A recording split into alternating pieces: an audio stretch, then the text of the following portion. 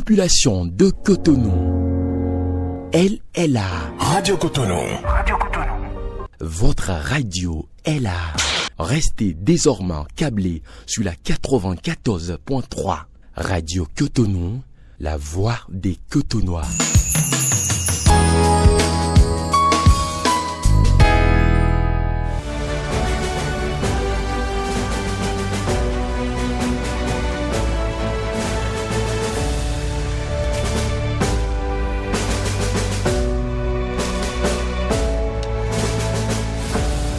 Bonjour à toutes, bonjour à tous et bienvenue dans Franc-Parler de ce dimanche. 6 jours après les élections couplées municipales, communales et législatives 2026, la Commission électorale nationale autonome a proclamé ce samedi les résultats provisoires des élections législatives en entendant bien sûr ceux des communales. 5 partis politiques, vous le savez, à savoir l'UPR, le Bloc républicain, les démocrates, Force Cori pour un Bénin émergent et Moël Bénin se sont affrontés dimanche 11 janvier 2026 dans les urnes à l'assaut des 109 sièges pour le compte de la 10e législature. Seuls les partis politiques UPR et BR, selon les chiffres avancés par le président de la Commission électorale nationale autonome, ont levé les 109 sièges de la 10e législature. L'UPR a obtenu 60 sièges, dont 44 ordinaires et 6 pour les femmes. Le BR 49 sièges, dont 41 ordinaires et 8 sièges pour les femmes. Nous décryptons ces résultats sur Franc-Parler ce dimanche avec en studio Antoine Adoukonou, acteur politique, membre fondateur du Bloc républicain, et Paul-Marie Wessou, docteur en études africaines, théoricien de la gouvernance d'État, expert en analyse des politiques publiques.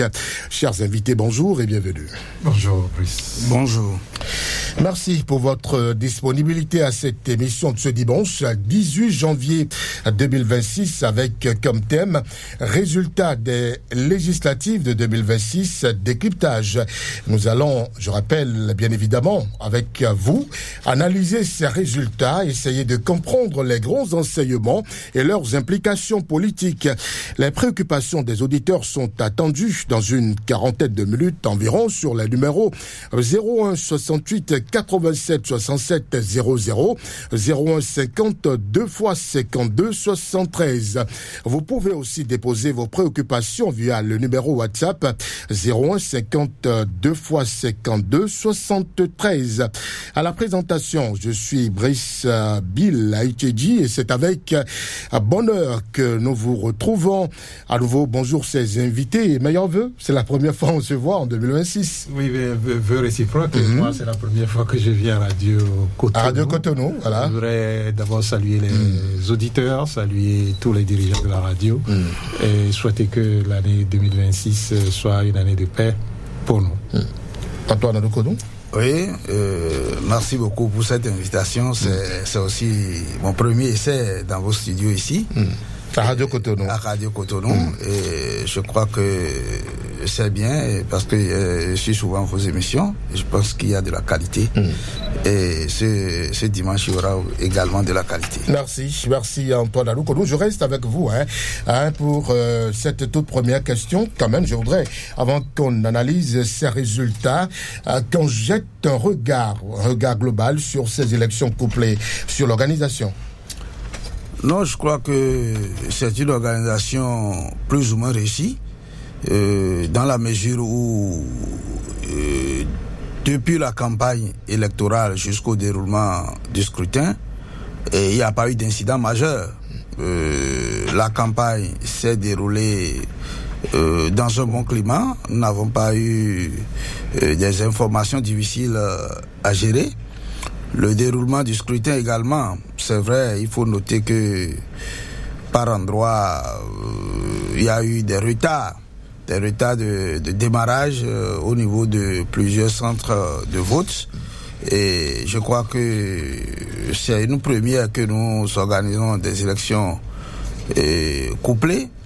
Et la Sénat, certainement, va tirer le son de ces observations. pour que les fois à venir, le scrutin démarre effectivement à 7 heures, comme le législateur l'a prévu, et soit clôturé à 17 heures. Même s'il devait avoir quelques retards de 30 minutes, 1 heure par endroit, ce serait mieux. Mais commencer le scrutin... Des retards criards. Où il faut... Parce que s'il y a retard, l'inconvénient, c'est que le législateur a prévu qu'il faut 10 heures d'horloge. Donc il faut rajouter à l'heure de démarrage, si bien que parfois les gens arrivent à clôturer les urnes des fois tardivement à 22 heures, 0 heure, même après 0 heure.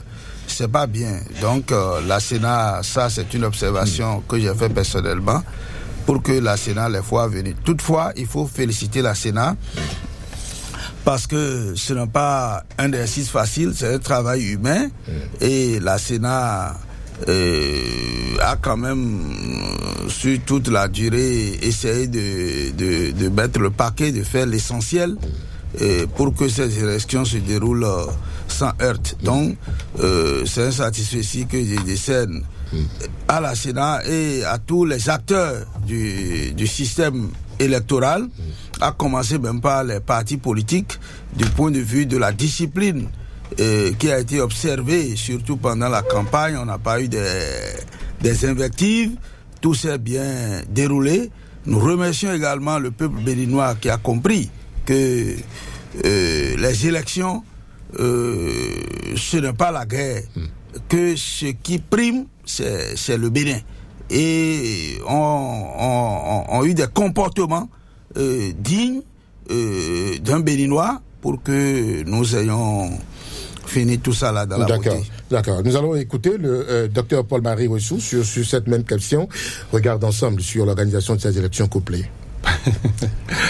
Les élections... la question vous fait marrer? Oui, bien sûr. Ah, mais pourquoi? Non, vous savez, on est descendu tellement bas que... Ah bon? Oui, tellement bas que c'est pas la peine de parler de l'organisation. Et tellement bas, parce que vous voyez... on organise les élections au Bénin depuis 1991, pour ceux qui ne le savent pas. Et depuis 1991, on a organisé, le minimum qu'on a organisé, c'est une 20aine d'élections. Ensuite, celui qui est à la tête de la commission électorale nationale et puis tout le reste, vous le savez bien, organisé maintenant combien d'élections? Je crois 3 ou ce sera sa 4e, non, sa 3e élection. Et donc quand on organise une élection, quand on prétend être en train de faire des choses pour le développement, comme le gouvernement de Talon veut nous faire croire. Lorsque vous avez fait quelque chose une fois, la seconde fois, vous faites mieux. La 3e fois, vous faites encore mieux. Il n'y a aucune excuse à prétendre qu'on a cumulé ou bien couplé les élections. On a déjà organisé des élections couplées ici au Bénin. J'ai comme l'impression que mon ami Antoine a perdu un peu la mémoire, parce que les élections des chefs de village de 2008, donc des chefs de village et des conseillers, enfin les élections municipales, bien sûr, je veux dire. Élections communales et locales ont été couplées. Voilà. Et donc, c'est en fait... Avec, lorsque vous savez... Pascal Todinou comme président de la Sénat. Absolument. Et donc, lorsque vous savez faire une chose, même si on ne l'a jamais fait, lorsque vous savez faire une chose ou qu'on ajoute une autre chose, tout ce qui change, c'est en fait le nombre. Et quand le nombre change, il y a tout un moment, la Sénat a eu, que je sache, la Sénat a eu depuis 2023 pour préparer les élections que nous avons, auxquelles nous avons participé. Docteur Paul-Marie Wessou, mais ça reste une œuvre humaine. Vous savez, ce qui fait que nous sommes sous-développés et que nous le serons encore longtemps, c'est ces expressions-là. Ah bon? Oui, mais écoutez, les autres cherchent. On dit qu'une œuvre humaine n'est jamais parfaite, mais les autres cherchent toujours à être parfaits. La preuve, ils vont sur la Lune. Ils vont sur la Lune. Sinon, ils vont rester ici et dire un homme ne peut jamais aller sur la Lune. Et ils vont toujours se donner des excuses pour dire ce qui est mauvais. On va toujours se donner des excuses pour dire ça. Moi, je crois que sincèrement, il faut arrêter de nous faire croire que dans notre pays, il y a ce qui est clair, c'est que ceux qui ont organisé les élections sont incompétents. Il faut le reconnaître. Donc pour vous, c'est qu'il y a eu des imperfections qui ne sont pas excusables. Pas du tout excusable, mais pas du tout. Après tant d'élections organisées au Bénin, ce n'est pas concevable qu'on ait un retard pour commencer une élection, un retard de plus de 7 heures, 8 heures. D'accord. Je voudrais qu'on suive ensemble le président de la Commission électorale nationale autonome au sujet de l'organisation de ces élections-là. Il en a parlé hier, avant d'annoncer les résultats. Sakalafia. Comme l'exige la complexité de cette opération d'une telle envergure, quelques défis logistiques mineurs ont été relevés ça et là. Toutefois, grâce à la réactivité de nos équipes déployées sur le terrain, ces incidents ont été promptement maîtrisés et n'ont altéré en rien la régularité, la transparence et la sincérité du scrutin. À cet effet, je tiens à adresser une mention particulière au gouvernement de la République et à son chef, ainsi qu'à l'ensemble des institutions républicaines. Leur engagement sans faille dans l'exercice de leurs fonctions régaliennes a été le socle de la réussite de ce processus. Au nom de la Sénat et à mon nom propre, je salue le civisme exceptionnel de chaque électeur. Votre sens de la responsabilité est le plus bel hommage rendu à notre démocratie. Je rends également un hommage mérité à nos forces de défense et de sécurité. Leur professionnalisme et leur vigilance ont garanti une sécurisation absolue du territoire, permettant à chaque Béninois et à chaque Béninoise de voter en toute quiétude. Mes remerciements s'étendent aux observateurs nationaux comme internationaux, ainsi qu'à toutes les parties prenantes. Leurs regards impartiaux et leurs témoignages précieux viennent consolider la crédibilité internationale de notre système électoral. Enfin, je salue la presse nationale et les médias en ligne. Par votre traitement équitable et votre professionnalisme remarquable, vous avez été les sentinelles éclairées de ce scrutin. Voilà, à présent, le président de la Commission électorale nationale autonome, Sakalafia. Nous restons avec vous, Paul-Marie Ressou. Vous l'avez suivi. Réaction? Oui, mais écoutez, vous avez vu, mais la Sénat a pris l'habitude maintenant de nous dire mineurs pour tout ce qu'ils font de mauvais, de médiocre. Vous mais tout n'est pas médiocre, Paul-Marie Ressou. Écoutez, moi, j'apprécie les choses telles que je les vois. Et vous pouvez apprécier ça autrement. Vous les voyez toutes médiocres, c'est ça? J'ai dit que la Sénat a pris l'habitude de nous dire maintenant tout ce qu'il fait de médiocre, tout ce qu'il fait de médiocre, qualifier tout ce qu'il fait de médiocre de mineur. La faute était mineure, ça a permis qu'on ait un parlement monocolore.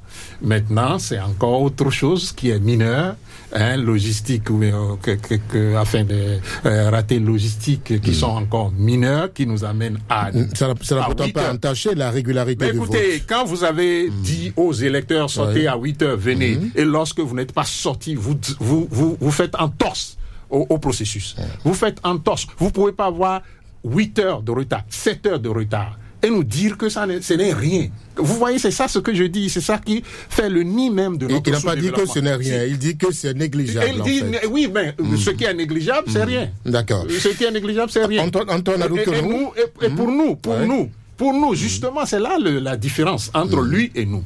Lui, il est dans un rôle où il est payé pour ce qu'il fait. Et l'argent qu'il le paie, c'est nous, les contribuables, qui donnons l'argent pour qui permet de payer ce que lui gagne en faisant ce qu'il fait. Et quand il fait mauvais, c'est pas à lui de nous dire la qualité de ce qu'il fait. Et ce n'est pas aux observateurs, je ne sais de quel pays, de venir nous dire... Vous prononcez déjà sur la qualité. Non, c'est pas lui seul. Vous avez dit de commenter ce qu'il a dit. Oui.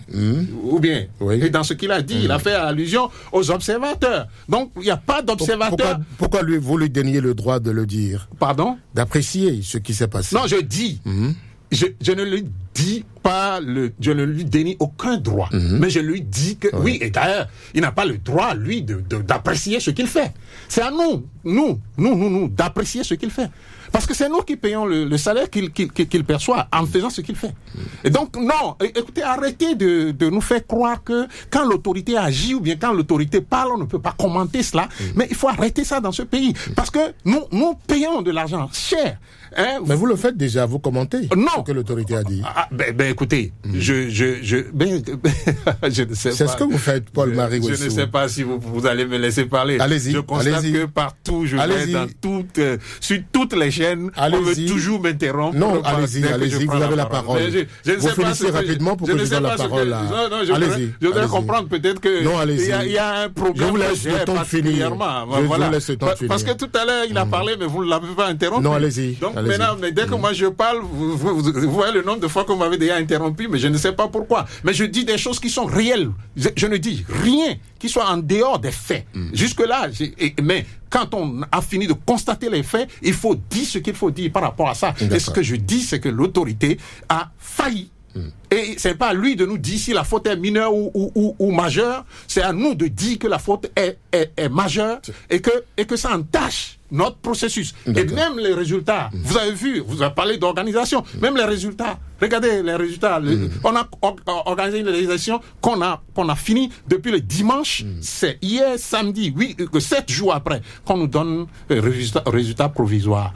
Et vous me dites qu'on doit se taire. Regardez notre histoire. Ça, non, mais regardez notre histoire électorale. Regardez notre histoire électorale. Depuis quand nous avons fait une élection et tout le monde s'est tué, et c'est 7 jours après qu'on nous a donné les résultats provisoires. Et vous considérez que, oui, lui, bon, écoutez, il a le droit de dire ce qu'il veut dire, mais nous aussi, on a le droit de dire ce que nous devons dire. Absolument. C'est justement pour cette raison que vous êtes dans ce studio. Antoine Aloukonou, vous avez suivi le président de la Commission électorale nationale autonome. Oui, je l'ai suivi et je pense que il a dit l'essentiel. Comme je l'ai dit, c'est un travail humain et il n'est pas exclu que dans ce travail-là, il y a quelques écueils. C'est un travail humain. Maintenant, si le scrutin se déroule, est-ce qu'il faut quel est le degré de gravité qui permet d'invalider un scrutin? Je ne pense pas que les éléments, les quelques écueils, et j'ai parlé du retard, c'est vrai, le retard, mais pourtant, ça a fait les 10 heures d'horloge. Ça veut dire que même si quelqu'un était... Moi, par exemple, j'étais allé dans mon centre de vote aux environs de 8h à 9h pour voter, et aucun matériel, aucun dispositif n'était là. Mais j'étais revenu à midi et j'ai voté. D'accord, ça veut dire que si on maintient les 10 heures d'horloge et que le citoyen qui veut voter est conscient de l'acte qu'est le vote, de ce que voter, c'est exprimer sa part de souveraineté, les 10 heures d'horloge étant respectées, le citoyen a encore le temps de revenir pour voter. Je ne dis pas cela pour dire que le retard est tolérable, le retard c'est excusable. Mais je dis que cet élément à lui seul ne suffit pas pour invalider le scrutin. Donc, et le président de la Sénat même a fait observer que tout n'est pas rose, mais dans l'ensemble, ce qu'on a observé comme défaillance n'est pas de nature, c'est-à-dire suffisant pour pouvoir invalider le scrutin. Donc, je pense que il faut féliciter la Sénat parce que c'est pas un travail facile, surtout avec les acteurs politiques que nous sommes, et qu'à l'arrivée, on est quand même des résultats plus ou moins contestés. Donc, dans l'ensemble, je crois que il faut féliciter la Sénat et les exhorter pour les fois à venir à mieux faire. D'accord. Nous allons rester à la Commission électorale nationale autonome. Je vais vous réinviter à nouveau le président de cette commission ce samedi au siège de l'institution sur les statistiques. Article 1er. Au sortir des urnes, les statistiques globales du scrutin ont été les suivantes. Nombre d'inscrits au plan nationale, 7 834 608. Nombre de votants, 2 877 773. Suffrages valablement exprimés, 2 790 347. Bulletins nuls, 87 426. Nombre de postes de vote, 17 350. Taux de participation, 36,73. Vous me permettez de faire un petit commentaire sur le taux de participation. Il est tout naturellement plaqué, mais la réalité c'est bien au-delà. Il est apparemment inférieur à 50%, compte tenu du fait que au Bénin, le vote n'est pas obligatoire. Premier aspect. Deuxième aspect, sont inscrits sur la liste électorale tous les citoyens béninois ayant 18 ans et plus, qu'il ait l'intention de voter, qu'il soit en possibilité, en capacité de voter ou non, qu'il ait l'intention de voter oui ou non, qu'il soit parti en voyage, qu'il soit hors du Bénin, oui ou non, tous figurent sur la liste électorale. Ces électeurs qui, d'une manière ou d'une autre, ne pourront jamais voter, ou bien sur le taux de participation. Le plus important, c'est que ceux qui veulent voter ont eu toute la latitude et toute la liberté de voter. Voilà la parenthèse, on la ferme à ce niveau. Ben voilà, Moussa Lafia, à nouveau, président de la Commission électorale nationale autonome. Antoine Adoukono, on reste avec vous. Quelle lecture faites-vous de ces résultats, de ces statistiques? Non, je crois que la Sénat ne peut faire sortir que ce qu'elle a comme chiffre. Les élections ne se gagnent pas à la Sénat. La Sénat ne fait pas la loi. La Sénat ne fait qu'appliquer la loi. Donc, dans l'ensemble, nous voyons que le taux de participation est effectivement inférieur à 50%. On aurait souhaité être au-dessus de 50%. Mais comme le président de la Sénat l'a dit, il y a beaucoup de raisons qui peuvent expliquer ce faible taux, quand bien même c'est au-delà de 30%. Et la liste électorale en elle-même déjà, et aujourd'hui avec la LEI, c'est que la liste électorale elle est automatisée. Donc tous ceux qui sont en âge de voter à une date donnée sont migrés dans le fichier. Peu importe si la personne veut voter ou bien s'intéresse aux élections ou bien s'intéresse à sa vie politique, à la vie politique de son pays, peu importe. C'est qu'il est migré dans le fichier électoral. Vous allez parfois trouver des intellectuels de haut niveau, des universités avec qui j'échange, qui disent que la question des élections, que ça ne les intéresse pas. Vous voyez, ça veut dire que si jusqu'à ce niveau, les gens le disent, souffrent que bon nombre de Béninois, parfois le disent également.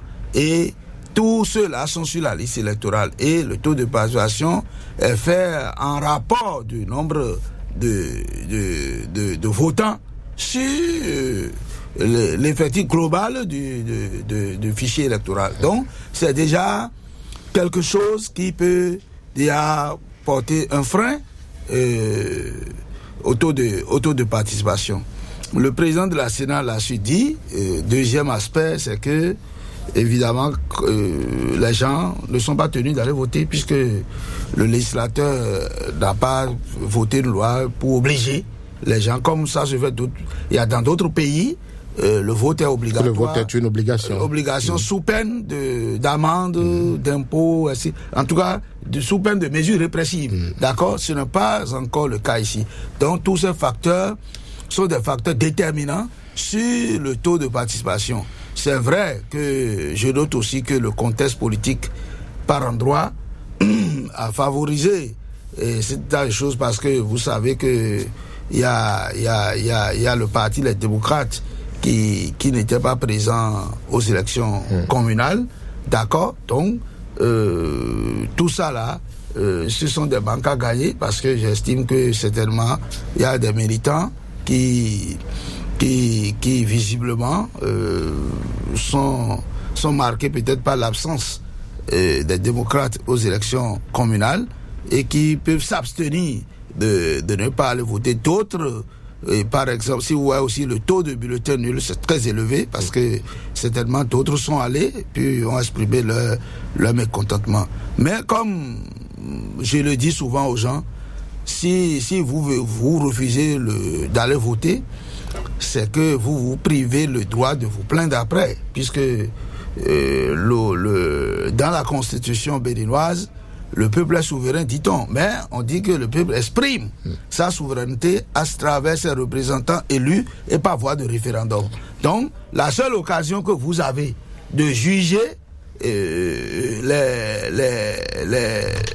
vos mandats, ceux à qui vous avez remis en tant que titulaire du pouvoir, c'est d'exprimer ce vote-là. Voilà, c'est le seul moment. Après ça, là, la suite ne vous concerne pas trop. Vous subissez. Vous subissez, puisque le mandat des députés, par exemple, n'est pas impératif. Donc, dès que le député est à l'Assemblée nationale, il représente la nation tout entière et il exerce son mandat sans impératif. Donc, c'est le moment précis d'agir qui est de voter. Et l'autre chose que les gens ne comprennent pas, je suis en train de préparer un fichier que je vais mettre sur les réseaux sociaux, comment on calcule les sièges, la répartition, tout ça là, pour que les gens comprennent que une seule voix peut créer un député, comme une seule voix peut faire échouer un député. Un député, d'accord. Votre appréciation, docteur Paul-Marie Ressou, sur ces statistiques-là, qui vient dénoncer le président de la Sénat? Oui, mais écoutez, vous voyez, c'est ce que nous disons. Il y a quelque part que les gens sont gênés. Gêné pourquoi? Gêné parce que vous savez, un président de la commission électorale vient, il présente les résultats, il s'en va. Pourquoi il doit aller commenter le chiffre, le taux de participation? Qui lui demande de participer? Ou bien ça fait partie aussi de ses prérogatives, de commenter les taux de participation. Vous voyez, donc ils sont gênés et cela se voit. Mais pourquoi ça vous gêne, vous, qu'il commente? Oui, mais ça me gêne. C'est pas de ses prérogatives. Regardez, rappelez-vous, il est dans une fonction publique. Il incarne une autorité publique. Et que les Béninois le retiennent. Les autorités publiques sont encadrées par la loi. Leur comportement, ce qu'ils doivent dire, ce qu'ils doivent faire, tout est encadré par la loi. Et donc, on n'a pas... Lui-même, il a dit, ouvre une parenthèse. Il n'a pas besoin d'ouvrir une parenthèse dans l'annonce officiel et solennel d'un résultat. Il n'a pas besoin d'ouvrir une parenthèse, mais c'est parce qu'il se sent gêné. Ils se sentent gênés par le fait que, justement, 64% des Béninois ne sont pas allés voter ou n'ont pas exprimé leur vote, et puis 80 000 Béninois ont exprimé leur vote, mais ont dit niet, ça ne nous intéresse pas. Voilà, vous voyez à peu près, cela est dû à quoi? Cela est dû à ce que de plus en plus, depuis 2016, les élections, les électeurs ont un dégoût de ce qui est appelé politique, ce qui est appelé élection. Et il n'y a pas à aller faire des leçons. Est-ce que c'est forcément ça, puisque le président de la Sénat l'a expliqué, hein? Quoi? Peut-être qu'il y a eu des électeurs qui ne sont pas sur place, il y a eu des déplacements. Mais je dis, il est gêné. C'est pourquoi il dit ça. Il va chercher dans des explications qui n'existent pas. Dans quel pays vous avez vu 100% de vote une fois? Même pas au Bénin. Même pas au Bénin. Il n'y a jamais eu 100% de voix. Mais il y a quand même suffisamment de voix pour qu'on dise que les électeurs sont sortis. Mais les électeurs ne sont pas sortis et ça les gêne. Et donc il faut en parler. Sinon, ce n'est pas ses prérogatives de venir nous expliquer pourquoi les électeurs ne sont pas sortis. Et l'explication qu'il donne même ne tient pas, parce que on a vu toute la campagne qui a été faite depuis la période préélectorale jusqu'à la période électorale. Toute la campagne qui a été faite contre la participation des électeurs. Et cette campagne, c'est dans les faits. Campagne contre la participation des électeurs. Bien sûr, l'exclusion de tel parti. L'exclusion de tel parti ou de tel autre parti. Qui exclut? Les violences. Qui exclut, les violences dans les violences dans non, mais les raisons des exclusions ont été énoncées, c'est clair. Des documents peut-être insuffisants, tout ça, qui exclut? Vous indexez qui, docteur Paul-Marie Ressou? Est-ce que j'ai appelé le nom de quelqu'un? Ben, vous parlez d'exclusion. Le résultat, c'est ça. Je l'appelle exclusion. Et je dis, Le résultat, moi je n'ai pas appelé le nom de quelqu'un, mais vous irez chercher qui a exclu, qui n'a pas exclu. Mais le résultat, c'est que on a exclu quelqu'un. Quand la loi, le code électoral a été voté, le premier débat, il est là, Antoine. On a fait des débats sur le vote dès le lendemain du vote de ce code-là, ou bien du code révisé. Nous avons fait des débats et nous, on a tenu la position que ce code-là, c'est pour exclure. Donc, on nous a qualifié de tous les noms d'oiseaux. Aujourd'hui, le résultat est là, nous pouvons tous le constater. Et nous irons vers les résultats même des élections. Vous allez constater, nous avons dit que on veut créer un type de société. On nous a tout dit, on a dit non, on nous a traité encore de tous les noms d'oiseaux. Le résultat est là, ce type de société est là maintenant. Donc, nous, on ne dit pas des choses en l'air. Nous disons des choses en tenant compte du fait que vous ne pouvez pas mettre, par exemple, du maïs dans le sol et récolter de l'igname. Ce n'est pas possible. Merci. Donc, il est important que les uns et les autres comprennent l'abstention ou le taux d'abstention est dû à la désaffection des électeurs. Et la désaffection, elle vient de beaucoup de choses. Elle vient de ce qu'il y a appelé la campagne. Et la campagne, c'est bien sûr les exclusions, mais c'est aussi ce qu'on a vécu au niveau du parti Les Démocrates, qui d'ailleurs, vous voyez ce que devient la scène politique. Des gens peuvent être dans un parti politique comme ça, trahir une cause de façon aussi flagrante que ça, et se retrouver sur une autre liste. Et c'est ces listes-là qui sont maintenant des listes qu'on a élues à l'Assemblée nationale. Mais il faut le dire, 64% des Béninois n'ont pas élu cette Assemblée. Vous-même avez dit qu'il n'y a jamais de 100% sous un ciel. Vous l'avez dit? Mais pas 64%. Merci. Je voudrais rappeler aux amis auditeurs qui n'ont pas voté. Je voudrais rappeler aux amis auditeurs qui suivent actuellement sur Radio Cotonou, la voix des Cotonois, franc-parler. Nous recevons Antoine Adoukono, acteur politique, membre fondateur du BR, Dr Paul-Marie Ressou, docteur en études africaines, théoricien de la gouvernance d'État, expert en analyse des politiques publiques. Et comme je le disais à l'entame, seuls les partis politiques UPA et BR, selon les chiffres avancés par le président de la commission, ont levé les 109 sièges de la prochaine législature. Le PR a obtenu 60 sièges, donc 44 ordinaires, 6 pour les femmes. Le BR, 49 sièges, 41 ordinaires et 8 pour les femmes. Le PR s'en sort avec 36,73%. Les démocrates, 7,14%. Bloc républicain, 36,64%. Force Cori pour un Bénin émergent, 4,86%. Moi, le Bénin, 1,21%. Antoine Adoukono, vous êtes du Bloc républicain. Quel regard, quelle lecture faites-vous de ces résultats-là? Bon, je crois que ces résultats étaient prévisibles. Prévisible pourquoi? Prévisible compte tenu du code électoral en présence et de comportement des acteurs vis-à-vis de ce code. Je voudrais souligner surtout le comportement du parti Les Démocrates vis-à-vis de ce code. Parce que si nous allons en compétition, les règles de la compétition sont les éléments qui peuvent apprécier nos compétences. C'est-à-dire que c'est les règles que j'ai en face de moi, en fait, qui guident mon attitude. Je le dis parce que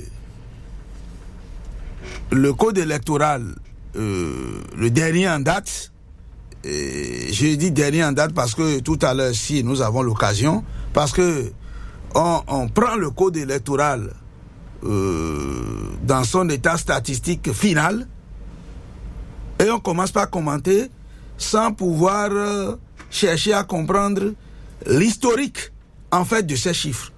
Parce que nous avons, ce n'est pas en 2018, quand nous avons commencé la réforme, nous n'avons pas commencé avec le code électoral de 20% dans toutes les circonscriptions. Nous avons commencé en 2018 avec un code électoral où on a dit, article 242, ce sont les partis ayant obtenu 10% au plan national qui sont éligibles sans que le nombre de partis politiques ne soit inférieur à 4. C'est par là qu'on a commencé. Et après, en 2019, on a eu un autre nouveau code où on a dit seuls les partis qui ont obtenu 10% sont éligibles. On a enlevé sans que le nombre ne soit inférieur à 4. On a enlevé.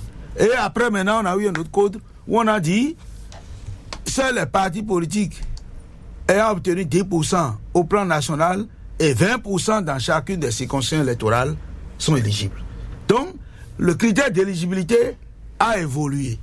Et les raisons qui ont fait que le critère d'éligibilité ont évolué, à ma foi, dans ma position d'acteur politique, moi je comprends. Je comprends parce que nous avons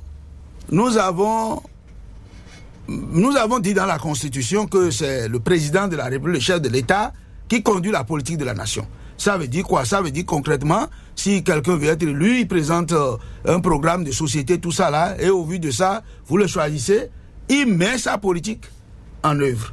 Entre autres visions portées par le président Talon, qui m'a fait d'ailleurs apporter son soutien en 2015, à ce jour, c'est qu'il a dit qu'il va réformer le système politique, notamment à travers la réforme du système partisan. En 2018, avant 2018, déjà en 2017, nous avons, tous les acteurs politiques, unanimement se sont entendus. Bien avant même l'élection de Talon, le problème était sur tapis. À la veille de la réforme en 2017, nous étions exactement à 278 partis politiques régulièrement. C'est pour dire quoi concrètement? Non, ce que je veux dire, ce que je veux dire, laissez-moi le bout, je veux dire ça pour que l'on comprenne pourquoi on est arrivé à 20%. Parce que c'est les 20% qui sont en train d'éliminer les gens maintenant. Mais pourquoi on est arrivé là? Il faut qu'on comprenne. Sinon, on va prendre seulement, comme le docteur vient de le faire, on prend les 20%, on dit que c'est... Donc, je dis parce que quand nous avons fait la réforme, ensemble, nous nous sommes entendus à l'hôtel Azalaï qu'il faut réduire drastiquement le nombre de partis politiques pour avoir des partis politiques de grande envergure, de partis politiques consolidés. Et éviter les partis politiques d'arrondissement, de communes, tout ça là. Et donc c'est pour encourager la représentativité. La représentativité. Et quand nous l'avons fait, et que chacun, on a essayé de faire les débats, on a finalement dit, et ça je l'ai toujours dit, je reprends les mots de l'honorable Basile Akossi, qui a dit qu'il faut faire en sorte que nous ayons 3 partis politiques. Donc, ça veut dire quoi? Tout le monde était d'accord qu'il faut trouver des mécanismes pour que la fluctuation des partis politiques soit freinée. Et qu'est-ce qu'on fait alors pour quitter peut-être 300 partis politiques à 3, 4 ou 5? Il faut trouver des mécanismes. D'où le premier seuil de 10% dont je vous ai parlé, sans que le nombre de partis ne soit inférieur à 4. Puisqu'il y avait visiblement près de 4 à 5 tendances en présence. Puisque au demeurant, il faut comprendre que le code électoral est les lois électorales, comme le dit Alexis de Tocqueville, sont les plus controversées du monde. C'est-à-dire le code électoral, c'est ça qui permet de gérer la compétition électorale. Donc ceux qui sont majoritaires d'une manière ou d'une autre élaborent les tests en leur faveur. Ce n'est pas propre au Bénin. C'est parce que si je suis majoritaire, souffrez que je ne mets pas de dispositions pour que ce soit le mieux. Vous allez conclure sur l'appréciation des résultats. Non, j'en viens parce que et quand nous avons fait cela, vous avez une minute maintenant. Oui, il y a des groupes, les gens ont formé de grands groupes pour dissoudre leur parti, pour créer soit de BLUP. Et je crois que Candide Azaraya avait trouvé la formule. Peut-être que Yahibo ne l'a pas suivi et nous y sommes. Si tuons nos logos, tuons nos égos, que Azanaya avait dit aussi pour eux, ils avaient fait un grand groupe, peut-être qu'on n'aurait pas eu ces chiffres-là. Donc, au fur et à mesure que ceux qui ont refusé de se regrouper cherchent des moyens pour dominer ceux qui se sont regroupés, les autres n'accepteront pas. Ils mettront toujours des dispositions pour les obliger au regroupement. C'est ça qui a fait que nous avons eu ces chiffres-là. Cela voudra dire quoi? Cela voudra dire que ça dépend de ce que nous voulons. Si nous voulons Et moi, je le dis, quand on a mis les 20%, moi, j'avais mis des critiques. J'avais dit, il fallait dire 20%. Et quand quelqu'un a 20% dans une circonscription, il lève des sièges.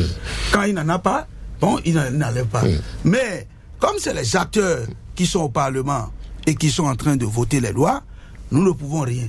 Maintenant, le vrai problème qu'on ne dit pas, c'est quoi? Pourquoi les démocrates ont refusé de faire l'accord? Puisque le législateur, en prévoyant 20% dans chacune des circonscriptions électorales, est bien conscient de la difficulté il sera difficile à un parti politique à lui seul. Il a prévu cette condition d'accord de gouvernance. On va suivre. Voilà, on va suivre Dr Paul-Marie Ressou. Pourquoi ils ont refusé d'aller en accord? Moi, je voulais savoir concrètement qu'est-ce que quand les démocrates font accord là. Il y a des partis qui sont allés en accord qui ne sont pas représentés aujourd'hui au Parlement. Non, parce qu'il faut avoir d'abord 10% au plan national avant que l'accord ne vous prenne en compte. Docteur Paul-Marie Ressou, quelle lecture faites-vous de ces résultats? On constate que l'UPR et le BR seuls tirent leur épingle du jeu. Comment l'expliquez-vous? Non, moi je vais déjà commencer par les partis comme FCBE. Et j'avais déjà dit que c'est un phénomène en voie de disparition. On m'a appelé là encore de tous les noms d'oiseaux. Et ils sont allés aux élections en 2023. Ils sont allés aux élections en 2024 et en 2026 maintenant, non? Oui, et ils peuvent conclure et déduire eux-mêmes la réalité de leur poids politique sur l'échiquier. Vous parlez et ils sont maintenus, je parle d'FCBE. Jusque-là.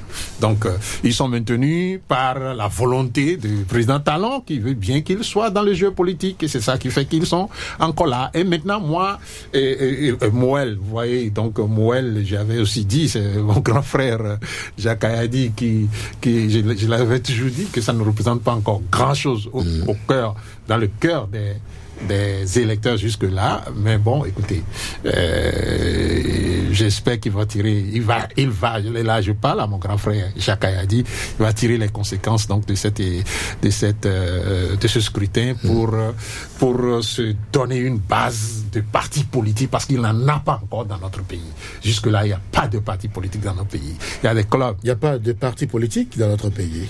Bon, écoutez, ce qu'on appelle mais ceux qui sont allés aux élections, comment vous les appelez? Bon, ce qu'on appelle partis politiques a des critères, a des façons de fonctionner, a tout un ensemble de choses. Je vous donne un exemple très, très simple, parce que c'est vous qui les appelez partis politiques, vous les appelez comme ça. Moi, je ne les appelle pas comme ça.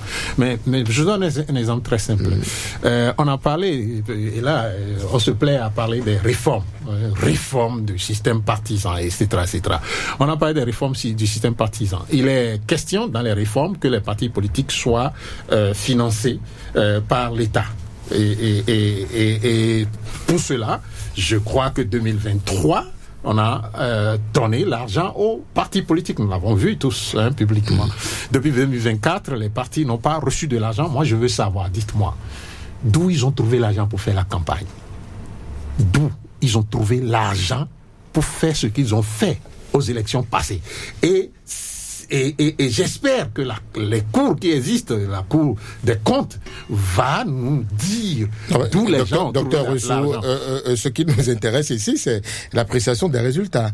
On va peut-être parler des finances plus tard. À une autre émission.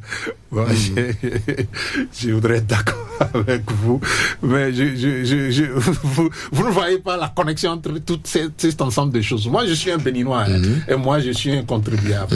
Et donc, moi, de ma position, je vois un lien entre toutes les choses. D'où vient l'argent pour que les partis politiques fassent campagne électorale pour aller aux élections. Alors qu'il n'y a pas eu de financement, c'est ce que vous dites. Et ça, nous avons l'État, nous avons la loi. C'est l'État même qui a fait, je veux dire, le groupe qui est au pouvoir, qui a pris la loi pour dire on va financer les partis politiques. On ne les finance pas. Mais d'où ils ont trouvé l'argent? Donc, il faut vraiment que au Bénin, on se pose les vraies questions. Et qu'on cesse de faire dans la comédie. Il y a peut-être la cotisation des membres outre les financements. Ce qui est clair, les résultats que vous avez respectent exactement les projections du président de la République. C'est-à-dire qui a dit qu'il faut la disparition d'opposition, qu'il faut qu'on fasse ensemble un groupe. Non, mais c'est pas que lui. Il y a des acteurs de l'opposition qui soutiennent également qu'on réduise au Bénin les partis politiques. Non. Nous ne disons pas la même chose. Vous dites réduction des partis politiques. Je voudrais mieux comprendre. Et si vous voulez que je rentre dans le long débat qu'il a fait sur la réduction des partis politiques, je vais y aller et vous démontrer que on peut réduire les partis politiques de 1000 manières, Et ce n'est pas la question de réduction de partis politiques qui a donné les résultats que nous avons là. Et ce n'est pas non plus, mais c'est la volonté du président de la République exprimée devant les jeunes. Au palais de la République, qu'il faut effacer les frontières entre les partis politiques et donc qu'on aille vers le parti unique, un État à parti unique. C'est ça qui, en réalité, se traduit dans les fautes que vous avez là, puisque nous avons un Parlement monocolore. Vous êtes d'avis, Antoine Adoukonou, oui. Non, mais écoutez, je ne sais pas. Moi, je me tais quand il parle. Allez-y. Vous vous taisez aussi quand il parle. Vous allez finir, puisque l'émission tient dans un créneau horaire. On va désormais chronométrer. Je le fais Je vous déjà. laisse la parole, donnez-lui la parole. Et on va chronométrer. Je vous laisse. Et on va voir combien de temps il fait, combien de temps je vous laisse le temps de finir. Voilà, non, sincèrement, il faut que ça se comprenne, quoi, parce que moi, je commence à être agacé par le fait que je viens sur un plateau et tout le temps, je peux pas parler. Je vous laisse le temps de finir. Je suis étouffé, quoi. Je vous laisse le temps de finir. Et j'accepte quand même les invitations. Et j'ai déjà dit en 2026, j'ai tellement de choses à faire que, franchement, en 2026, si je dois être comme ça, étouffé tout le temps, je veux plus aller sur les Non, c'est pour mieux comprendre. Ça m'apporte pas grand-chose. Allez-y maintenant. Moi, j'en fais un devoir pour éclairer le peuple béninois, parce que après tout, quand la pluie cessera, on dira, est-ce qu'il y a eu quand même des gens là qui ont parlé? Oui, on trouvera qu'il y a eu des gens qui ont parlé. Quand la pluie a cessé, on trouvera qu'il y a eu des gens qui ont parlé en leur temps. Et ce que moi, je suis fier de tout ce que j'ai dit depuis que j'ai commencé à intervenir dans les médias en tant que consultant. Je suis intervenu dans les médias 13 ans durant en tant que journaliste, mais maintenant en tant que consultant, je suis fier de ce que je dis parce que je vois les choses se réaliser. Ce que je dis est que les gens contestent, disent n'importe quoi, racontent du n'importe quoi pour dire, contredire là. Moi, je vois les choses se réaliser. On a parlé d'exclusion. L'exclusion a été là. Nous avons parlé de parti unique, du système chinois qu'on veut installer ici. On a vu ça se réaliser dans le Parlement et les résultats que vous avez là. Les résultats font que nous sommes partis encore à un Parlement monocolore. On a déjà fait l'expérience une fois. On a vu comment c'est doux. Et donc, il faut repartir à ça. Et désormais, éliminer... Comment c'est doux, dites-vous? Éliminer complètement les ongles à l'opposition. Et donc... Pourquoi éliminer? On leur a donné la latitude de participer aux élections. Non, vous permettez que je prenne la réaction de M. Adoukonou sur votre position. Je voudrais quand même ne pas penser que vous êtes aussi naïf que ça. Excusez-moi. Je ne le suis pas. Comme ça. Monsieur Adoukonou, vous l'avez suivi? Je l'ai bien suivi. Et je voudrais d'abord dire que je ne suis pas là pour défendre un parlement monocolore entre griffes, puisque je ne sais pas, un parlement c'est un parlement, d'accord? La question également de l'opposition, c'est un comportement. Si aujourd'hui BA dit je suis devenu opposant au régime qui va venir, ça veut dire qu'on a de l'opposition au parlement. Vous comprenez? Ou bien si un autre président est là maintenant que l'UPR dit que bon, nous on se rend dans l'opposition, c'est qu'on a de l'opposition au Parlement. Donc, non, ce que je dis, c'est... Non, c'est ce qui est... Mais avec ces résultats... J'en viens. Non, je dis... Il faut m'excuser, mais c'est ce qu'on appelle la banalisation. C'est vous qui l'interrompez maintenant. Voilà, bien sûr, il faut que je le fasse une fois. Ça mérite qu'on interrompe, parce que c'est ce qu'on appelle la banalisation du mal, ça. Que l'UPR dise désormais, moi je suis opposant, quand même, ça. On va lui permettre d'aller au bout de ses idées. Oui, mais on ne fera pas de la politique fiction. Je dis que la question de l'opposition ou d'appartenance à la mouvance est une position stratégique, temporaire et que tout peut varier. Et c'est pourquoi je dis, dans cette variation, il n'est pas exclu qu'un parti qui est au Parlement aujourd'hui et qui appartient à la majorité présidentielle, pour des raisons, demain, il est possible qu'il devienne un opposant à un régime donné. La preuve, nous avons eu les démocrates qui sont des opposants au Parlement, oui ou non. Mais l'acte de Sodjinou n'a rien à voir avec la position d'un opposant. Si je comprends bien ce qu'il dit. D'accord? Les députés, les 5 députés qui ont rejoint Sodjinou pour aller s'associer aux autres pour réviser la constitution là. C'est opposant ça. Mais ils sont opposants à l'Assemblée Titon, non? C'est pourquoi je dis que c'est l'opposition là, c'est un comportement. Ce n'est pas des titres qu'on donne pour dire c'est muable. C'est muable. C'est pas des titres qu'on donne pour dire que voici les opposants, voici les mouvanciers. D'accord. Ceci étant, pour le moment, l'UP et le BR sont au Parlement et ils soutiennent tous l'action du gouvernement. Donc on peut dire que pour le moment, il n'y a pas d'opposition à l'instant précis au régime actuel au Parlement. Et je ne suis pas venu pour soutenir une situation pareille. Mais supposons que les démocrates avaient fait accord. Puisqu'ils ont eu 16% au plan national. D'accord? S'ils avaient fait un accord parlementaire, c'est sûr qu'ils n'auront pas 0 député. Ça veut dire quoi? Ça veut dire que ce que nous avons comme résultat là est le fait aussi par endroit le comportement des démocrates. Si M. Sodjinou n'avait pas eu ce comportement et que, puisque une élection c'est toute une philosophie, c'est tout un ensemble de choses, hein. Ce n'est pas le jour où on va, mais non.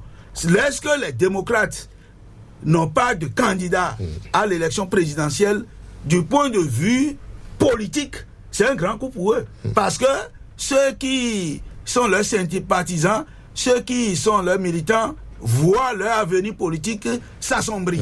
Et ils peuvent changer de position. On va prendre les auditeurs dans un point de... J'en viens. Lorsque les démocrates, d'une manière ou d'une autre, n'ont pas pu réunir tous les dossiers qu'il faut aux élections communales et qui sont éliminés de ce fait, et que les élections communales ont une liaison avec l'élection, la désignation des chefs quartiers et de village, des chefs de quartier de village, ça a un effet sur l'électorat des démocrates. Donc, ce que nous avons aujourd'hui n'est pas que le fait du code. Il y a beaucoup d'éléments qui ont contribué à ce qu'aujourd'hui, les démocrates, avec 16%... Il n'y a rien d'autre. Ne sont pas représentés à l'Assemblée. Il n'y a rien d'autre qui ait contribué au résultat que nous avons. Il y a une volonté exprimée dans les lois votées et mise en œuvre de façon rigoureuse pour obtenir le résultat que nous avons. On n'a rien inventé pour justifier cela. Qu'est-ce que vous voulez inventer maintenant? Si vous dédouanez à 100% les démocrates, vous allez toujours contribuer à leur échec. Parce que lorsque quelqu'un échoue... Quel dédouanement on fait à leur chose là? Vous dites que c'est seulement... Vous dites seulement que c'est le code électoral. Non. Mais Sodjinou là, qu'est-ce que vous dites de ce Non. Sodjinou là, c'est code électoral. Je ne dédouane pas les... Sodjinou, c'est pas code électoral. Vous dites qu'il y a des comportements qui ont contribué. Même, je crois que même les démocrates eux-mêmes ne seront pas dans votre posture. Moi, j'échange avec beaucoup de... D'accord. Vous permettez, on va recevoir... Ils ont aussi... On va recevoir les auditeurs qui souhaiteraient intervenir dans cette émission dans une poignée de secondes. Mais très rapidement, vous êtes du BR. Comment expliquez-vous cette percée du BR par rapport à la dernière législature? Je voudrais également que vous nous dites pourquoi Mouel Béné et l'opposition FCBE démocrate n'ont-elles pas mieux performé? Rapidement. Non, vous savez... pour FCBE, Mouel Béné, comme je vous l'ai dit, telles que les dispositions sont prises, les partis politiques qui ne sont pas consolidé. Puisque quand on parle de l'UP, de BR, c'est plus de 100 et quelques partis politiques. Donc pour vous, c'est qu'il faut rester ensemble. Il faut pour mieux agir. Pour agir, pour faire un grand groupe pour agir. Et la percée du BR? Non, la percée du BR, je pense que... Et d'abord, je voudrais, si vous me le permettez, très rapidement. féliciter le président Abdoulaye Biotchadé pour son management, féliciter tous les organes dirigeants du parti, parce que certainement dans les positionnements, d'abord la jeunesse a été promue, et il y a eu que le parti a fait une tournée nationale pour l'installation des structures. Et à cette occasion, ils ont écouté des plaintes des militants. Et en conséquence, ils ont changé les choses. Le BR n'a pas pu être la première force politique. Mais nous avons fait... Il a manqué de stratégie. Nous avons fait un grand bond. Nous avons quitté 28 pour 49. Mais vous n'êtes pas la première force. Est-ce que vous avez manqué de stratégie? Non, ça va venir. Ça va venir. Merci. Docteur Paul-Marie Rousseau, comment expliquer la performance, le manque de performance de l'opposition de Moël Bénin? Bon, moi, malgré l'accord de gouvernance avec Moël Bénin. Non, mais écoutez, Moël Bénin, comme FCBE, sont des partis sous-fif, sont des partis qui sont là pour faire valoir ce qu'on veut atteindre. Et donc, je le dis, les lignes, la directive, elle est tracée. Mais vous suivez le président de FCBE. Il ne sera pas d'accord avec vous, hein, docteur? Non, il n'a jamais été d'accord avec moi. C'est pas pour la première fois que je parle des FCBE de façon directe. Il n'a jamais été d'accord avec moi. Là, l'autre fois, il a envoyé quelqu'un me faire face à l'Ouest TV. On a discuté. Alors, comment expliquer leur performance? Écoutez, moi, leur performance, j'ai déjà dit qu'ils représentent. En tant que parti politique, ils sont même pas un parti politique. Et ils représentent pas grand-chose sur le terrain. Et c'est ça ce qui se traduit là que nous avons maintenant. 4%, pas même mieux qu'avant, donc en 2023. Donc c'est vous dire que quoi? Ils sont dans un rôle. Et c'est ce rôle qu'ils ont depuis 2019, ou 2019, oui, bien sûr. Ce rôle qu'ils ont depuis 2019, c'est de faire valoir. Et donc, ils arrivent à chaque élection, on les invite à venir dans le jeu pour faire valoir. Et c'est pourquoi je dis qu'il est important qu'on voit maintenant les financements des partis. Vous voyez le lien maintenant entre toutes les choses, parce qu'on ne peut pas faire de l'action politique sans argent. D'où vient l'argent? Il faut qu'on nous l'explique. Et dans l'obscurité, dans l'obscurité dans laquelle nous sommes, on ne peut pas comprendre le fonctionnement des choses. Comment eux, ils arrivent à faire campagne, et alors qu'on ne paie pas les gens, et tout cela. C'est très important que nous le sachions. Et maintenant, de leurs résultats, ils devraient faire valoir. Il faut quand même qu'ils aient un chiffre pour qu'on dise que oui, ils ont été aussi là. Moël Bénin, c'est presque la même chose. Comme je l'ai dit, le grand frère Jacques Alayadi a du travail à faire pour que son parti devienne parti politique. Et maintenant, dans le contexte béninois, il a dit quelque chose de très important et qui est passé un peu comme ça, parce que bon, vous voyez, tel que nous disons. Vous allez finir rapidement, le temps qu'on prenne les auditeurs. Oui, bien sûr. Donc, nous élisons le président de la République pour conduire la politique de la nation. Mais on n'a jamais élu un président de la politique de la République pour qu'il modifie complètement la nature de notre État. On n'a jamais fait ça. On n'a pas donné au président de la République les prérogatives de modifier complètement la nature de notre État. Or, ce que nous sommes en train de vivre actuellement là, c'est que notre État a changé complètement de nature. Vous voyez le Parlement? Et il reste la dernière pièce, c'est-à-dire l'installation de M. Wadaï dans la position de président de la République, pour que maintenant ce soit complet. Et nous avons vraiment un État complètement différent de ce dont il a hérité. C'est lui qui m'a donné encore le programme de 2016. Je veux dire, Antoine Adoukonou, oui, qui m'a donné le programme du président de la République, le projet de société de M. Talon 2016. Et allez lire ce projet de société et venez maintenant lire la société dans laquelle nous vivons, et vous constatez l'énorme écart qu'il y a entre les deux où on est parti de quelque part, mais on aboutit à quelque chose de complètement différent de ce que nous avons. Moi, si c'est ça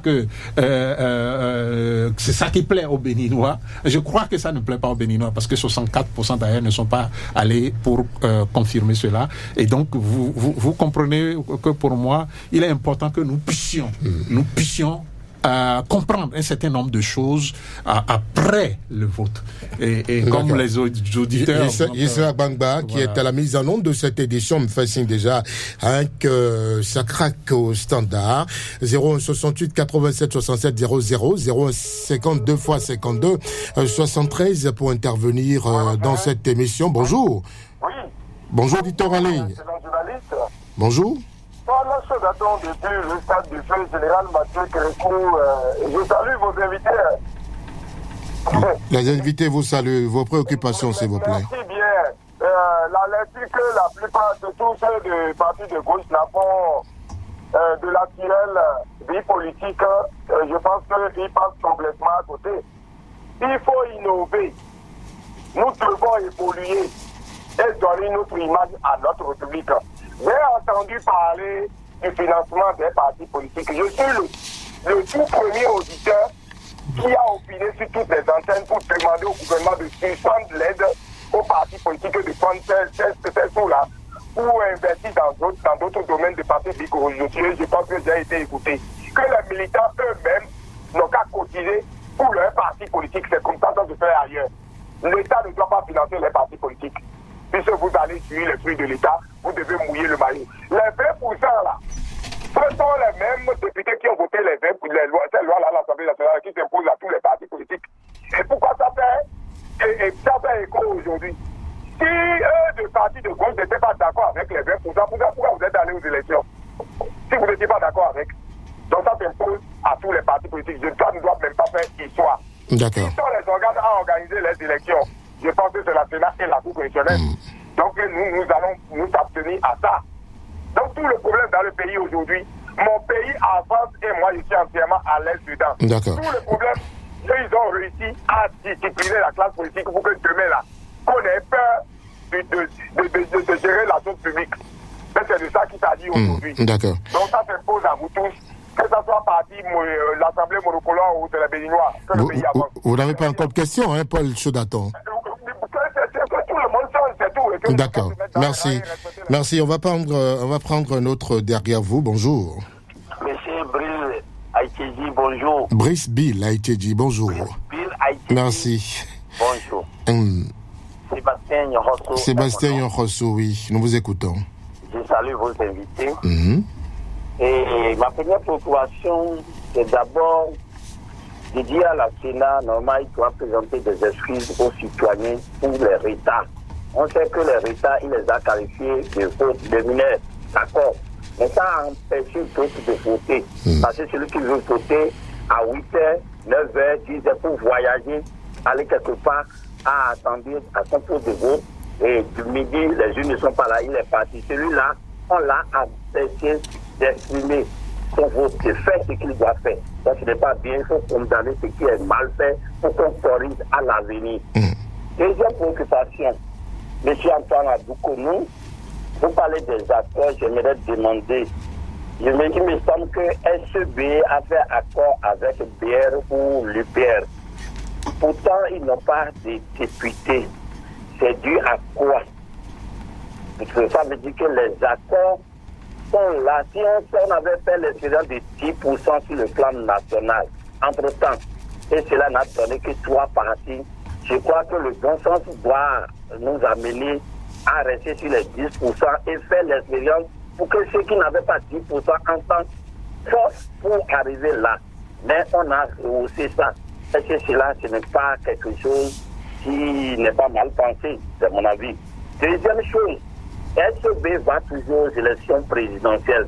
Voilà, chaque fois quand il va aux élections législatives, il ne trouve pas de députés.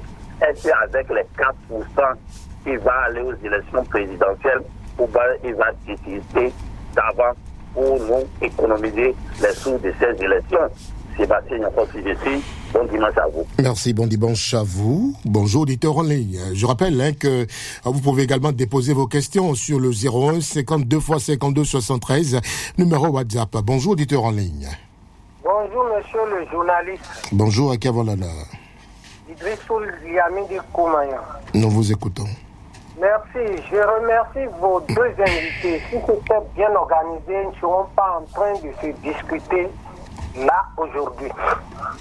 Nous avons relevé beaucoup d'erreurs. Ailleurs, ces erreurs ont provoqué des troubles à l'ordre public. Cette mauvaise lecture nous pousse à lui donner une mauvaise note et un carton rouge. Je dis, un carton rouge aux organisateurs, de la tête jusqu'aux pieds. Pourquoi ne pas envoyer la veille, les matériels à temps, à quand l'honnêteté des élections au Bénin? Quand est-ce que nous aurons l'habitude d'enlever les mauvais grains du livret pour éviter le non-respect de nos semblables, pour qu'ils ne soient pas frustrés? Vous avez parlé de la réduction des partis. En réduisant les partis, ceux qui seront à la rade vont se retrouver comment? Parce que dans chaque parti, il y a toujours des chevaux partants. Comment écarter ces chevaux partants? Comment les laisser? Parce que dans chaque parti aujourd'hui, quand il faut supprimer, il faut faire ceci, il faut faire cela. Les gens qui cherchent à être ou bien à se faire hisser vont se retrouver comment? C'est comme ça, parce que c'est une lutte que nous menons dans chaque parti. Contre toi, je vais m'asseoir. Vos préoccupations, s'il vous plaît. C'est ça que je suis en train de dire. Comment cela peut se retrouver après? Parce que ce n'est pas normal. Nous parlons de cotisation. Dans des partis, il faut cotiser de l'argent. Il ne faut pas attendre l'argent de l'État. Parce que quand l'État met de l'argent au profit de ces partis, les gens deviennent des saprofites et ils s'enrichissent sur le dos de l'État. C'est pourquoi nous avons dit que c'est les partis politiques eux-mêmes, avec leurs membres, qui doivent cotiser de l'argent pour aller aux élections. D'accord. Je vous remercie.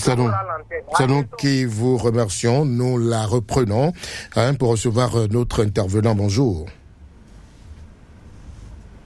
Bonjour, auditeur en ligne. Pas d'intervenant maintenant. On revient en studio. Le temps de prendre un dernier. Vous avez suivi les auditeurs Dr Wessou, Monsieur Chaudaton. Vous les avez suivis. Paul Chaudaton qui parle d'innover, il faut évoluer maintenant. Sébastien Yonrossou qui réclame des excuses des organisateurs également, celui qui l'a suivi. Bon, allez-y. Je ne sais pas, moi. Je ne sais pas. Vous permettez qu'on prenne un autre très rapidement. Bonjour. Oui, bonjour, monsieur le journaliste. Oui, bienvenue, monsieur Franc-Parler. Oui, mon nom c'est Hugues Apovi, je vous appelle depuis Résier. Vous êtes en direct. Monsieur le journaliste, merci beaucoup pour l'émission. Mais je pense que vous avez faussé un peu l'émission. Vous voudrez bien diminuer le volume de votre récepteur, s'il vous plaît. Allô? Nous vous écoutons. Oui, je pense que ce matin, je ne suis pas en train de vous sentir sur l'émission. Pourquoi? Parce que, apparemment, vous avez faussé l'émission, vous en tant que journaliste. C'est Hugues Apovi qui le dit. Pourquoi? Expliquez-vous, ouais. L'émission que vous faites est suivie par le peuple béninois, que nous sommes. Et nous, en tant que peuple béninois, nous sommes leaders d'opinion. Je précise bien le mot. Nous sommes leaders d'opinion. Et l'émission, quand vous posez des questions à vos invités, à un certain moment donné, vous les coupez et vous recevez les invités. Mais c'est ce que nous faisons, non, monsieur Akovi? Allez-y. Je vous en prie. Ça a été difficile de couper vos invités. Je ne suis pas content de l'émission. Agréable journée à vous. Merci, c'est votre avis. On le respecte. Monsieur Hugues Akovi, vous aviez la parole, docteur Rousseau. Oui, je voudrais dire, c'est comme moi, je vais être direct et dire les choses telles que ça se voit. Je crois que le premier auditeur que nous avons eu, il y a une confusion grave chez lui entre l'émotion et le jugement. Et il n'a qu'à les démêler. Quand il va les démêler, il va se comprendre. Parce qu'il a parlé de ce que, comment on l'appelle, lui, il en a appelé à ce qu'on suspende, qu'on supprime le financement des partis politiques. Et que les gens aillent cotiser. Je suis désolé de lui apprendre, s'il ne le savait pas, que c'est la loi qui dit de financer les partis politiques. Et cette loi a été votée par ceux qui sont au pouvoir et qu'ils considèrent comme des gens qui font dans l'innovation. Et donc, je ne sais pas, il y a une grosse confusion à son niveau et il n'a qu'à aller démêler les confusions. Et la confusion, en ce moment, il pourra voir clair et puis on peut apprécier, quoi. Okay. Donc, quand on parle de financement, ce n'est pas nous qui le disons, c'est la loi qui est en vigueur, le code électoral qui est en vigueur actuellement au Bénin. Et cette code électoral a été voté et ce financement même a été décidé par ceux qui sont au pouvoir actuellement. Donc, si ceux-là font de l'innovation, ce sont eux qui ont fait ça. Et donc, s'il en appelle à sa suspension, je ne sais pas ce qu'il décide. Il leur demande alors de ne pas respecter la loi. Donc, c'est ce qu'il est en train de faire. Et moi, donc, vous voyez qu'il y a une grosse confusion à son niveau. Et je peine à le comprendre. Et il peut, je crois, aller démêler sa confusion. Et puis, on peut faire le débat après. Donc, plus calmement. Pour ce qui est de comment dirais-je, Sébastien, je crois, que j'écoute souvent et qui a dit que la Sénat doit demander des excuses. Je suis tout à fait d'accord avec lui, complètement d'accord avec lui, parce qu'il faut que les gens cessent de croire que lorsque les gens sont en position d'autorité, c'est fini, on ne peut plus rien exiger d'eux, ce n'est pas possible.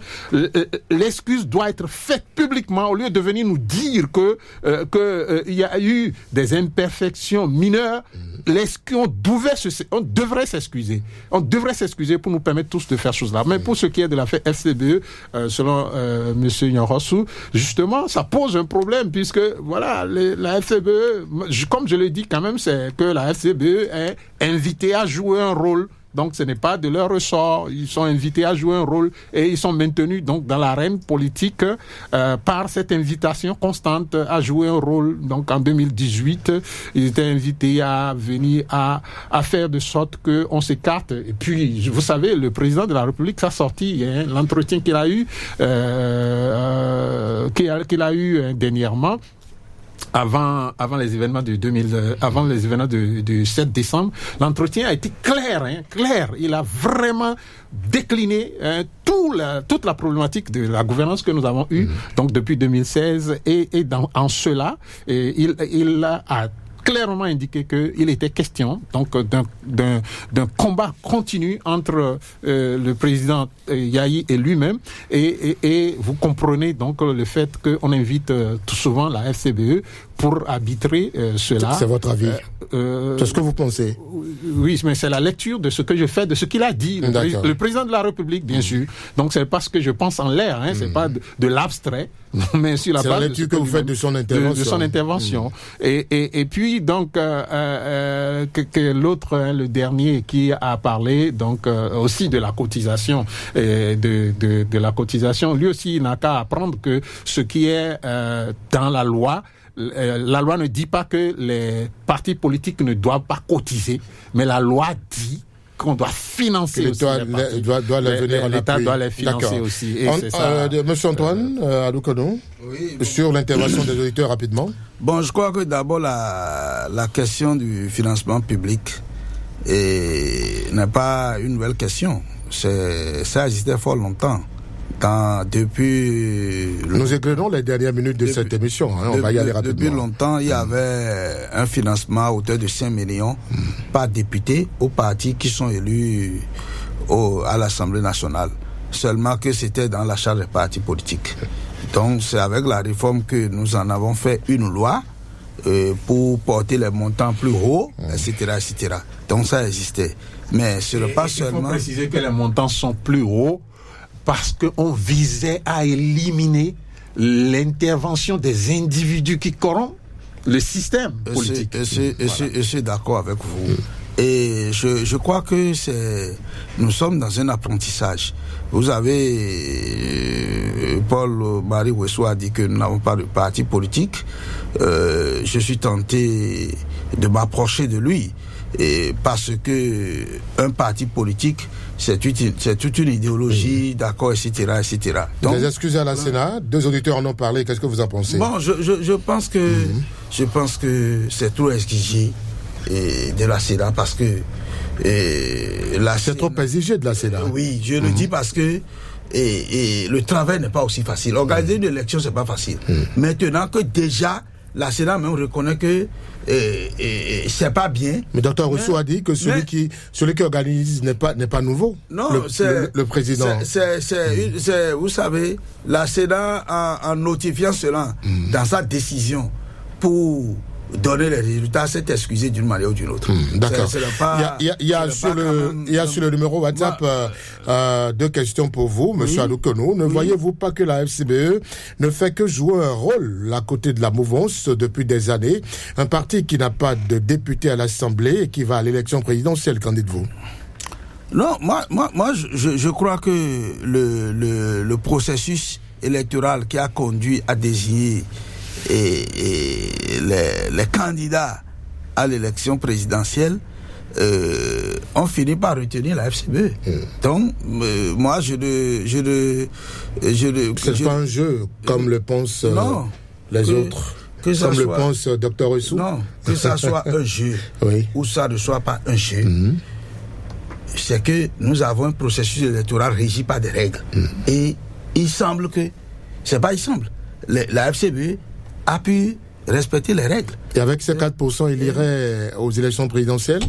L'auditeur demande. Non, une élection présidentielle n'est pas une élection législative ou communale. C'est 2 élections différentes. Différentes, merci. Toutefois, c'est déjà un effet négatif pour le candidat de FCBE. Parce que quelqu'un qui aspire à avoir des suffrages au plan national, pour être élu, il faut avoir plus de 50%, et que vous n'êtes pas arrivé même à avoir 5%, c'est déjà un grand retard, c'est un problème pour le parti. Et tout le monde savait aussi que le challenge Wada, il s'est gagné d'avance. Tout le monde le sait. Ce n'est pas le taux là même qui est venu expliquer quelque chose. On sait que... Mais on le saura davantage dans les urnes. Voilà. D'accord. Nous avons quelques minutes à passer encore ensemble. Vous permettez qu'on aborde les implications politiques de ces résultats. Monsieur Adoukonou, Dr Rousseau, on en parlait déjà là. Parlement monocolore, mais ça a réussi à clarifier le paysage politique béninois. Non, mais écoutez, le paysage politique béninois est clarifié depuis 2020, on va dire depuis 2019, où on a déjà eu un code qui a permis d'aller à une élection en 2019. Et là également, vous savez, les manœuvres qui ont conduit à l'exclusion donc de partis de l'opposition dans le temps.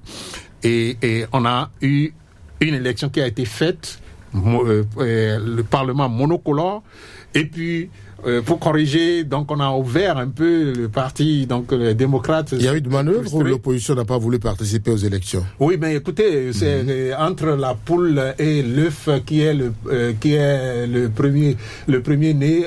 On va discuter toute la journée. Donc on va discuter toute la journée. Quelles sont les autres implications politiques de ces résultats? Ce que je veux dire, c'est que en 2023, nous avons vu lorsque on a permis au parti Les Démocrates d'aller aux élections, nous avons constaté que il y a quand même une certaine représentativité du parti Les Démocrates dans l'électorat du Bénin.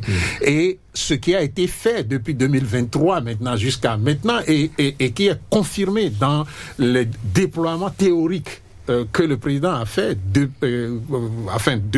dans ces différentes sorties, à savoir avec les jeunes et après,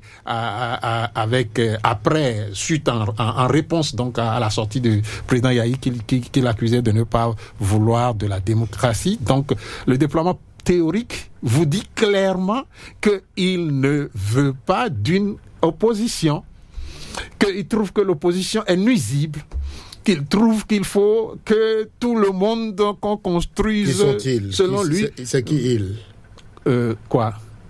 Il ne veut pas d'opposition, il trouve... Non, il n'est pas au pluriel, je dis le président de la République, j'ai déjà dit ça dès le départ, donc c'est clair dans mon esprit. Et ça dit, prenez la référence, les discours du président de la République, sa sortie devant les jeunes... Les conséquences pour la gouvernance du pays Non, mais c'est clair que nous allons vers une gouvernance à parti unique. C'est ça, nous sommes là-dedans. Nous sommes désormais dans un contexte où le paysage politique exactement comme en Chine, le parti communiste chinois qui domine tout et avec donc les FCBE qui vont souvent faire le jeu comme parti qu'on appelle d'opposition. Antoine Adoukenou, implication politique, conséquences pour la gouvernance du pays. Moi, je pense que UP, BR, LD, restons ensemble pour travailler. Ne signifie pas que on veut créer un parti unique. Ce que le président dit... Ça signifie quoi? Oui, ce que le président dit, c'est que il a dit, il est dans l'action politique du pays et il est avec tous les gens de UP, de BR, même des démocrates, tout ça là, et il voit qu'en réalité, il n'y a pas une idéologie en fait qui les divise. Donc, c'est des questions d'intérêt. Je me ferais mieux écouter. Antoine, donc, l'action politique du président au cours de la période électorale nous prouve qu'on a éliminé désormais les LD. Donc, c'est vous qui coupez chaque fois maintenant. Non, mais c'est ce que vous dites. Non, ce que le président juste une minute. Ce que le président dit, c'est ça que j'explique. Oui. En fait, en flagrante contradiction avec ce qui est fait. Quand on dit UPBR, tout ça là, c'est qu'il n'y a aucune idéologie. Donc, c'est toujours les intérêts. Les gens pensent que si je suis BR, je serai mieux écouté que si je suis UPR, si je suis LD, etc. Donc, c'est pourquoi le président Talon dit, bon, comme tout le monde finalement, c'est pour le développement du pays. On a une minute. On peut rester ensemble. Vous permettez que je vous demande quel avenir pour l'opposition? Non, je pense que ce n'est pas la fin du monde. Les démocrates disent qu'ils sont des opposants, ils sont là, ils vont tirer leçon de ce qui leur est arrivé aujourd'hui et prendre d'autres mieux conduit. Docteur Ressou, mieux conduit. Ce sera votre mot de la fin. Non, je pense qu'il y a les Américains qui a posé un problème sérieux que nous n'avons pas. Parce que ce qu'il dit, c'est vrai que les gens ne vont pas comprendre, mais moi j'ai vu dessus. Il dit que nous disons de réduire les partis. Nous n'avons pas dit de réduire les partis numériquement. Nous avons dit qu'il faut de grands groupes. Donc on met des mécanismes pour que, même si les partis se créent, leur survie soit difficile, pour qu'ils comprennent qu'il ne suffit pas de créer. C'est ça la réflexion. Votre mot de la fin. Il dit les autres qui sont dans les autres partis. Monsieur Adoukenou, votre mot de la fin. On est au terme de cette émission, oui.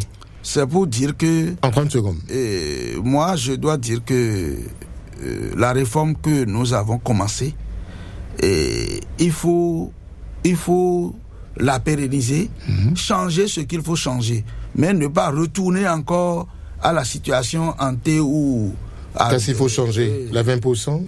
Je ne... Conditions décisives... Moi, j'ai déjà proposé que les 20%, il ne faut pas lier les circonscriptions avec. D'accord, merci. Si quelqu'un a 20% quelque part, et il a les sièges. Par exemple, moi, dans la 6e circonscription électorale, LD a eu 20%. Ils ont eu beaucoup de voix, mais ils n'ont pas de députés. Donc, il ne faut pas lier les circonscriptions. Il faut détacher les circonscriptions. Ça, là, par exemple, c'est une proposition que moi j'ai faite. Okay. D'accord? Donc, les choses sont perfectibles. Mais on ne peut pas les améliorer au gré de ce que parce que je ne suis pas arrivé à surmonter, je serai la seule référence pour modifier. Non, les gens n'ont qu'à se mettre dans de grands groupes. Merci, on vous aura compris. Docteur Rousseau. Oui, moi je dirais que maintenant les LD vont tirer les conséquences claires de ce que nous on a dit depuis qu'il y a eu cette histoire de Sodinou et puis les autres qui sont partis. Nous on a demandé que le président Yahi démissionne de la tête du parti pour permettre que un nouveau leadership émerge et fasse de sorte que ça puisse aller de l'avant. Mais comme vous le savez, les gens ils connaissent tellement la politique que nous on ne connaît pas, et quand on parle on ne se fait pas comprendre. Mais donc j'espère qu'ils vont maintenant tirer les conséquences, que tant que le président Yahi sera là et le parti est éliminé, sera limé complètement. Maintenant il faut je ne sais pas comment une opposition va encore émerger dans le contexte actuel des lois que nous avons, de tout ce que nous avons, mais il faut que les gens qui veulent vraiment faire de la politique aient le courage de se mettre ensemble et de savoir que la politique, ce n'est pas un jeu d'enfant. Merci. À cette émission se referme. On retient que les résultats des législatives de 2026 ont montré une domination claire de l'EPR et du BR, qui ont obtenu respectivement 60 et 49 sièges à l'Assemblée nationale. Mais au-delà des chiffres, ces résultats posent des questions importantes sur l'avenir du pays et la place de l'opposition dans le paysage politique béninois. Nous remercions nos deux invités de ce jour pour leur analyse éclairante. Docteur Paul-Marie Ressou, docteur en études africaines, théoricien de la gouvernance d'État, expert en analyse des politiques publiques, et Antoine Adoukenou, acteur politique, membre fondateur du bloc républicain. Les regards sont désormais tournés vers la Cour constitutionnelle pour les résultats définitifs. Ces résultats qui vont acter l'entrée en fonction des représentants du peuple élus, tandis que vont s'ouvrir d'éventuels contentieux.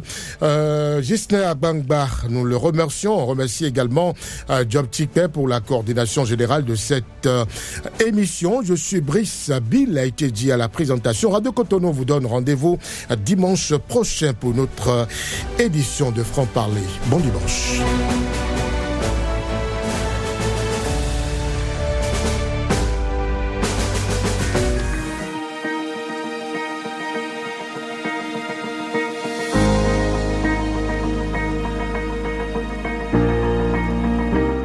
Population de Cotonou, elle est là. Radio Cotonou. Votre radio est là. Restez désormais câblés sur la 94.3. Radio Cotonou, la voix des Cotonois.